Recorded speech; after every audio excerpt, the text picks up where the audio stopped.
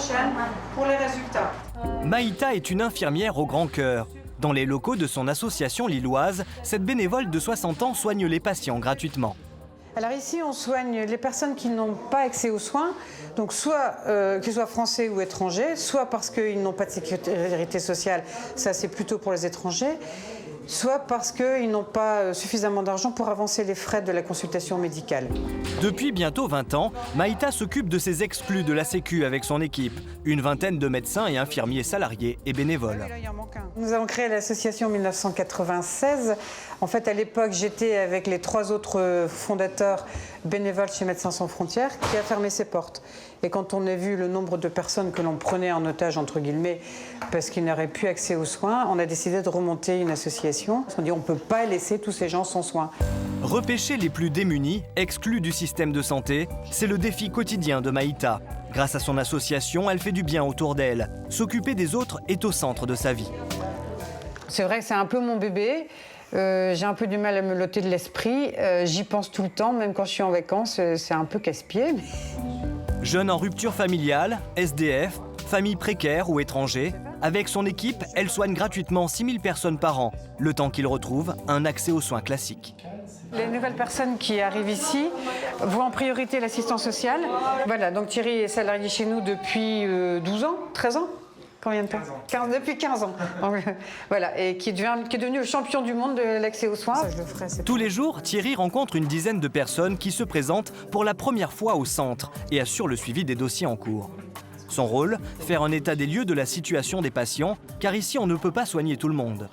Dès que les personnes viennent chez nous pour la première fois, je les rencontre pour voir s'ils relèvent bien de notre centre médico-social et pour voir quels sont les obstacles à l'accès aux soins, obstacles que je me charge de lever.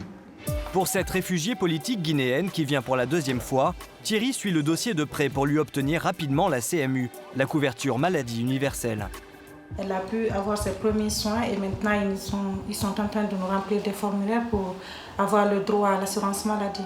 Et à partir du moment où, comme madame, elle aura prochainement une CMU, elle pourra se soigner chez un médecin en ville, si jamais elle en a le besoin, voir un dentiste, aller à l'hôpital. Alors vous attendez, vous vous asseyez.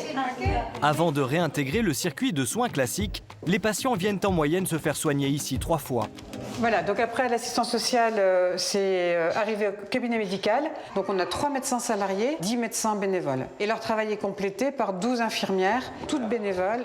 Aujourd'hui, Christian est le médecin bénévole de permanence. Anna est en demande d'asile, elle vient pour sa fille de 3 ans qui va bénéficier d'une consultation tout ce qu'il y a de plus classique, sauf qu'elle sera gratuite. On a des petites vésicules, alors elle a déjà gratté. Elle fait la varicelle, donc c'est une maladie qui n'est pas grave et qui va se passer tout seul. Alors on va donner des médicaments pour soigner sa varicelle. Ici, à la fin de la consultation, c'est directement le médecin qui donne les médicaments. Et si c'est comme ça, c'est pour une raison très simple. Si on ne leur délivre pas les médicaments et s'ils n'ont pas les moyens d'en acheter, eh bien ils ne vont pas se soigner. Alors, pour pouvoir soigner la trentaine de patients quotidiens, Maïta a besoin d'une grosse quantité de médicaments. Heureusement, elle est soutenue par une organisation humanitaire. Nous recevons les médicaments gratuitement par Pharmacie Humanitaire Internationale, qui a un budget qu'elle reçoit de l'État pour acheter ces médicaments et nous délivrer les médicaments gratuitement, ainsi qu'à toutes les associations qui travaillent dans la même action que nous. Et pour les médicaments qui manquent, Maïta les achète à la pharmacie voisine, qui les aide en leur faisant des prix réduits. Et elle peut compter sur d'autres partenaires. L'établissement français du sang pour nos bilans sanguins, les hôpitaux de Lille pour les consultations spécialisées. On a des accords avec un fabricant de verres de lunettes qui nous fournit des verres gratuits sur ordonnance et un opticien qui nous les montre gratuitement. En plus de ces partenariats, Maïta a récemment décidé d'étendre l'action de son association au-delà du local de Lille. Pour toucher les personnes qui n'arrivent pas à se déplacer jusque chez nous à Lille, on a donc décidé avec le conseil d'administration d'acheter un bus. J'ai cherché sur Internet et j'ai fini par trouver un bus d'occasion, un ancien bus transport citadin d'occasion acheté, que j'ai acheté 3 000 €. Grâce à 50 000 € de dons, ce bus a été transformé en cabinet médical itinérant. Ce matin, direction Tourcoing pour la consultation hebdomadaire. C'est Gonzague, le mari de Maïta, qui conduit le bus sur place. Je suis dans MSN. pas depuis le début, mais depuis une bonne dizaine d'années, en tant que bénévole et au conseil d'administration. C'était naturel comme je savais conduire un bus, que je prenne aussi cette mission-là. Grâce à 3 autres chauffeurs bénévoles, le bus propose plusieurs consultations par semaine. À peine arrivés, les premiers patients affluent. Allez-y, monsieur. Comme Didier, depuis peu allocataire du RSA. Bonjour, monsieur. Bonjour. Moi, je suis médecin. Parce que je suis en manque de médicaments. Si Didier se rend à la consultation à bord du bus, c'est parce que son état physique ne lui permet pas de se déplacer. Je préfère venir à Tourcoing parce que à Lille, c'est trop loin. Avec la neige et tout, moi j'ai pas glissé, j'ai mal à mes genoux. Sans l'association, il ne pourrait tout simplement pas acheter ses médicaments. Ici, il trouve un médecin et un peu de réconfort. La vie n'est pas facile, je n'ai pas de CMU encore. Ça fait 2 mois que j'attends. Et comme j'ai un gros traitement quand même, j'ai pas les moyens de